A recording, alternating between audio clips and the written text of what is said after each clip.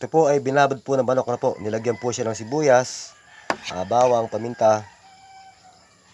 Saka po nilagyan ng konting betchin, toyo, at kalamansi po. Ano po. Kailangan pong tumiim po sa manok po yung kanya po rekado sa kanya po lasa na po. Ayan. Para po pag ipinirito po ninyo, maging masarap po kasi titiin po yung kanyang rekado sa kanyang loob po. Ano. Ganyan po pagbabad po ng binabad po ng manok na po. Ayan. Lulutuin po natin mamaya po. Iprituhin po natin mamaya po. Ayan po. Ayan. Ganyan po ang pagbabad po. Ano po. Kailangan pong haluin nyo po para po pumasok po yung kanyang lasa. Ano po. Ayan. Bago po kayo maglagay maigan ng ng mantika po, kailangan po maging mainit po muna yung kawali po. Ano po. Ayan po, mainit na po ang kawali.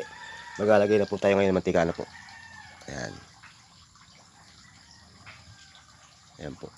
Dahil mainit na po ang kawali, pwede na pong ilagay ang mantika. At pag uminit po ng konti yan, saka po natin ilalagay ngayon yung manok po. Ano po. Ayan. Hintay lang po lang saglit po na po siya, na mag-init po siya. Ano po.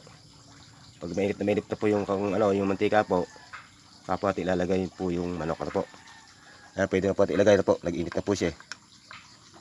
Ayan. Ayan, luto na po ang pritong manok na binabad. Ano po.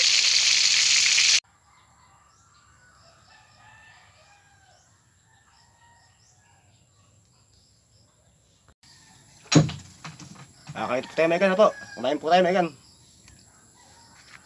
Lagyan po natin ng sasawang po na kuwan na suka po. Ano po.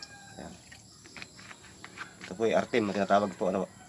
Suka po siya na may sili po. Ano po. Ayan po tayo Megan. Ano po.